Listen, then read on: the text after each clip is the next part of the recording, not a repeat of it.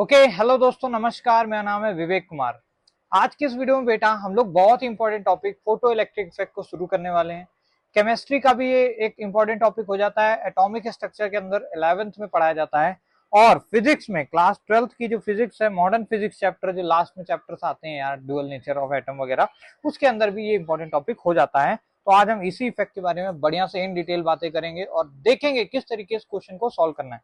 तो देखो ये होता क्या है यार, बेसिकली हम कोई मेटल का सरफेस होता है, उसके ऊपर हम लाइट को डालते हैं, ऐसे ऐसे लाइट आएगी और फिर इलेक्ट्रॉन मूव करेगा।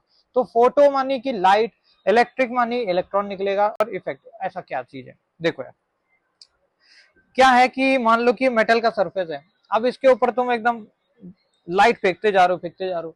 शुरू में लाइट फेंका, कुछ नहीं हुआ, इसने बोला ठीक है चलो माफ किया। थोड़ी सी और तुमने अपनी क्या की, लाइट की फ्रिक्वेंसी बढ़ाते गए। फ्रिक्वेंसी का मतलब थोड़ा फील करा देता हूँ यार। देखो बच्चों, लाइट मतलब एक वेव होती है, तो वेव ऐसे कुछ चलती है। तो ये जो लेंथ है ना, ये जो लेंथ है यहां से लेके यहां तक के बीच में, ये जो नीली नीली लेंथ बना है, इसी को बोलते हैं वेव की लेंथ, जिसको हम लैम्डा से रिप्रेजेंट करते हैं। अच्छा, इसी में अगर मैं क्या करूं, इतनी ही वेवलेंथ में नंबर ऑफ वेव्स बढ़ा दूं, ऐसे कर दूं, ऐसे ऐसे ऐसे ऐसे ऐसे। अब देखो लैम्डा, इसके लिए भी अभी भी लैम्डा उतना ही, लेकिन नंबर ऑफ वेव्स बढ़ गई हैं। यहाँ पे 1 2 3 4 वेव्स आ रही हैं। तो फ्रीक्वेंसी यही है, the number of wavelengths per unit second is known as frequency. तो फ्रीक्वेंसी किसकी ज्यादा होगी, 1 की या 2 की? ऑब्वियसली सर 2 की ज्यादा होगी, क्योंकि 2 में ज्यादा नंबर ऑफ वेव्स हैं। ठीक है, तो ये जो फ्रीक्वेंसी होता है बेटा, फ्रीक्वेंसी, इसको अपन लिखते हैं बेटा c ओवर लैम्डा। क्या लिखते हैं? c upon lambda, where c is speed of light, speed of light. और लैम्डा क्या है? वेवलेंथ, जिस वेवलेंथ की लाइट या रेडिएशन हम डाल रहे हैं, किसके ऊपर? मेटल के सरफेस के ऊपर। तो यहीं पर है, हमने थोड़ा सा लाइट डाली, कुछ नहीं हुआ, और लाइट डाली, कुछ नहीं हुआ, एकदम बहुत ज्यादा फ्रीक्वेंसी की लाइट डाल दी। फ्रीक्वेंसी मतलब नंबर ऑफ वेवलेंथ एकदम खूब तेज धड़ धड़ धड़ जाती जा रही। ये ऐसे ऐसे मूव कौन कर रहा होता है? फोटॉन्स ही तो मूव कर रहे होते हैं। फोटोन इस तरीके से मूव करता जाता है और आगे लाइट को लेके आता है। और फोटोन की स्पीड स्पीड ऑफ लाइट के बराबर होती है, बड़ी तेज आता है। ठीक है, रस्ट मास 0 होता है फोटोन्स का। ये सभी बेसिक मान के चलता हूँ, आपको पता है फोटोन्स। ठीक है, एनर्जी पैकेट। तो जब हमने लाइट की फ्रिक्वेंसी इसके ऊपर डाली और बहुत हाई फ्रिक्वेंसी कर दी, तो हमने देखा कि भैया इसके इलेक्ट्रॉन निकल के भाग रहे हैं। इलेक्ट्रॉन क्या कर रहे हैं? एकदम मूव कर रहे हैं। मूव्स मूव्स करेंगे तो क्या होगा? काइनेटिक एनर्जी होगी हाफ एम वी स्क्वायर, कुछ वेलोसिटी होगी, मास तो इतना ही है, तो हाफ एम वी स्क्वायर से काइनेटिक एनर्जी आ जाएगी। हाँ सर बिल्कुल आ जाएगी। तो बेटा यही इफेक्ट देखने को मिला कि अरे भाई इस तरीके से तो मैं बिजली बना सकता हूँ, क्योंकि इलेक्ट्रॉन मूव करना मतलब क्या? बिजली बन गई। तो भैया लाइट डाल के हम बिजली बना सकते हैं। मतलब अरे भाई सोलर पैनल कुछ कुछ ऐसा ही काम करता है क्या? सोलर रेडिएशन को एब्जॉर्ब करके बिजली बना के बैटरी। तो फिर दिमाग आया साइंटिस्ट सब बच्चों को, साइंटिस्ट लोगों को, कि वाह यार ये तो बढ़िया सिस्टम है, इसको अपन को यूज करके दुनिया में रेवोल्यूशन ला सकते हैं। इसके लिए अलग ही नोबेल प्राइज भी मिला। बहुत ही बेहतरीन से अल्बर्ट आइंस्टीन ने इस इफेक्ट को एक्सप्लेन किया था। इन्होंने बोला जो भैया तुम टोटल एनर्जी ऑफ रेडिएशन डाल लो, that will be equals to firstly work function, जो कि एच न्यू नॉट होता है, अभी समझाता हूं क्या होता है, प्लस उस काइनेटिक एनर्जी, उस इलेक्ट्रॉन की काइनेटिक एनर्जी को बढ़ाने के काम में आती है। यानी कि जो तुमने एनर्जी दी, जो तुमने ई एनर्जी दी, ये जो रेडिएशन के फॉर्म में, इसकी एनर्जी को हम लिख सकते हैं h c upon lambda by using this relation. हमें पता है एनर्जी ऑफ अ फोटोन क्या होता है भैया? H c upon lambda. इन्होंने बोला कि भैया ये जो लाइट है, इसके अंदर एक फोटोन एक इलेक्ट्रॉन को निकालेगा।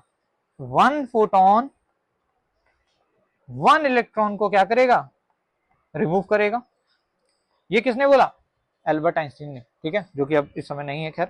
तो एल्बर्ट आइंस्टीन ने बोला कि एक फोटोन इलेक्ट्रॉन को निकालता जाएगा। तो भैया नंबर ऑफ फोटोन ज्यादा डालो तो ज्यादा इलेक्ट्रॉन निकलेंगे, यानी करंट बढ़ेगी। तो अगर मैं नंबर ऑफ फोटोन्स बढ़ाता हूं, नंबर ऑफ फोटोन्स बढ़ाने का मतलब है लाइट की इंटेंसिटी बढ़ाना, यानी लाइट की फ्रिक्वेंसी बढ़ाना। समझो बात को। लाइट की एनर्जी को मैंने लिखा है एच सी अपॉन लैम्डा। थोड़ा सा इसको और अच्छे समझते हैं। मैंने लिखा कि भैया ये जो एनर्जी है, लाइट की एनर्जी है, लाइट के अंदर फोटोन होता है, तो क्या ये किसी एक फोटोन की एनर्जी है? हाँ सर बिल्कुल सर, ये किसी एक फोटोन की एनर्जी है, जिसको आपने लिखा एच इंटू सी अपॉन लैम्डा। एच इंटू सी अपॉन लैम्डा। इसका मतलब क्या सर? लैम्डा ज्यादा तो एनर्जी कम। हाँ, जिसकी वेवलेंथ ज्यादा होती है उसमें एनर्जी कम होती है। आपको पता है वेवलेंथ का ऑर्डर, जो 7 रंग होते हैं, VIBGYOR, V I B G Y O R, नीचे की ओर आते हैं तो लैम्डा क्या होता है? इंक्रीज। सबसे ज्यादा किसका होता है वेवलेंथ? रेड कलर का।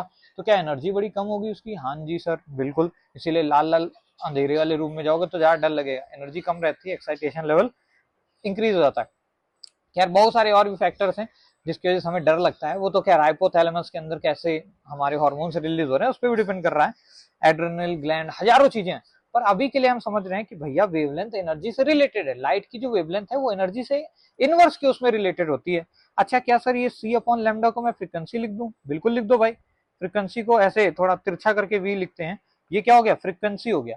तो क्या इसका मतलब है सर फ्रीक्वेंसी बढ़ाने से एनर्जी बढ़ जाएगी? हाँ बिल्कुल बढ़ जाएगी। और ध्यान से देखो तो फ्रीक्वेंसी है क्या? c अपॉन लैम्डा, यानी फ्रीक्वेंसी का भी इनवर्स का रिलेशन है भाई वेवलेंथ के साथ, यानी जिसकी वेवलेंथ ज्यादा उसकी फ्रीक्वेंसी कम, यानी रेड की फ्रीक्वेंसी क्या हो जाएगी बच्चों? ओहो क्या कर दिया मैंने, रेड की फ्रीक्वेंसी बच्चों हो जाएगी बड़ी ही कम, कम हो जाएगी रेड की फ्रीक्वेंसी। ठीक है, समझ आई चीजों को?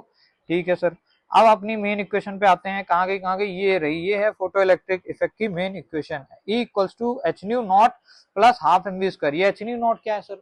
देखो यार हुआ क्या कि मेटल के सरफेस पे, ये मेटल था हमारा, मेटल के सरफेस पे जब हमने लाइट मारी फेंक के, तो मेटल का एक एटम देखते हैं, इस एटम में जो इलेक्ट्रॉन था वो न्यूक्लियस के साथ बंधा हुआ था, तो न्यूक्लियस के साथ ऐसे चिपका हुआ है, मतलब चिपका क्या मतलब उसके फोर्स ऑफ अट्रैक्शन में है, दो चार्ज है ना अपोजिट चार्ज, तो फोर्स ऑफ अट्रैक्शन लगेगा, पास की ओर बुलाएगा। तो इसको अगर निकालना है तो कुछ एक्स्ट्रा एनर्जी देनी पड़ेगी, तो ये मिनिमम अमाउंट ऑफ एनर्जी है जिसको हमें डालना ही पड़ेगा कि एक इलेक्ट्रॉन बाहर आए। H इंटू न्यू नॉट का मतलब है ये मिनिमम एनर्जी है, minimum energy to remove electron. एक इलेक्ट्रॉन की अभी हम बातें कर रहे हैं, तो उसके लिए ये क्या है? मिनिमम अमाउंट ऑफ एनर्जी है जिसको हमें डालना ही पड़ेगा कि इलेक्ट्रॉन निकले। इससे कम अगर डाल दी, मतलब इस एनर्जी से कम एनर्जी वाली कोई रेडिएशन डालोगे तो फोटो इलेक्ट्रिक एमिशन देखने को नहीं मिलेगा, कोई फोटो करंट जनरेट नहीं होगी। इसीलिए जब मान लो फोटो जो पैनल वगैरह लगे रहते हैं सोलर पैनल, अगर मान लो बारिश का समय है या धूप या इंटेंसिटी कम है, मतलब बहुत कम फोटोन्स आ रहे हैं, तो बिजली उतनी ज्यादा नहीं वो प्रोड्यूस कर पाता है जितनी नॉर्मल में धूप में कर लेता है। समझ पा रहे हो क्या? यानी इंटेंसिटी यानी फोटॉन्स की फर्क आने पे भैया ये जो हमारी फोटो इलेक्ट्रिक इमिशन है उसका रेट पे भी फर्क आता है, और ये जीरो हो जाएगा अगर इस मिनिमम एनर्जी से भी कम एनर्जी की रेडिएशन हम डाल रहे हैं, जीरो हो जाएगा बिल्कुल।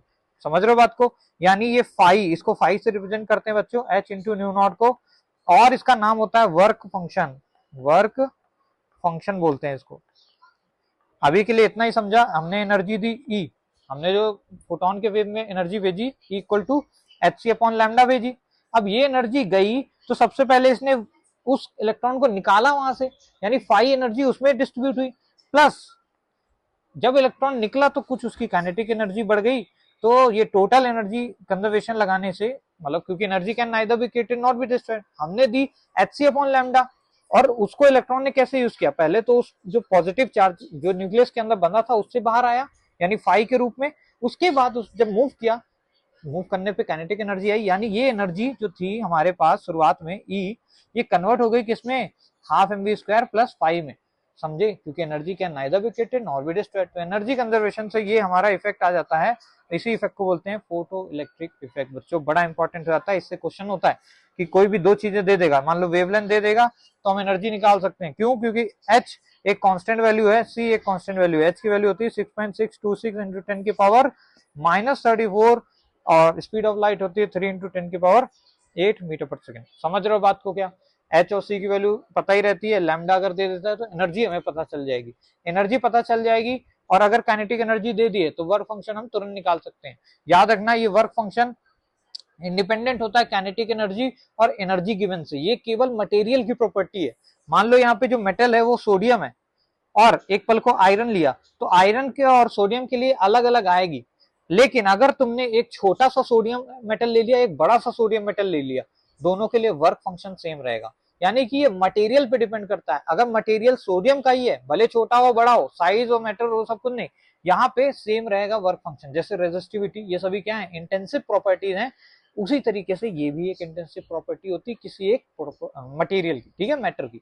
समझ आओगे होगा, आई होप सो कि आपको ये चीजें क्लियर हुई होंगी। ठीक है, तो चलो अब मिलते हैं नेक्स्ट वीडियो में। इसके आगे के कंसेप्ट को हम बढ़िया से एलेबोरेट करेंगे, फोटो करंट वगैरह के ग्राफ वगैरह देखेंगे, स्टॉपिंग पोटेंशियल का एक जो कंसेप्ट आता है उसको भी बढ़िया से डिफाइन करेंगे। वीडियो की लेंथ हो गई बड़ी, तो अब मैं जा रहा हूँ, bye bye, see you in the next video, thank you so much for watching, bye bye.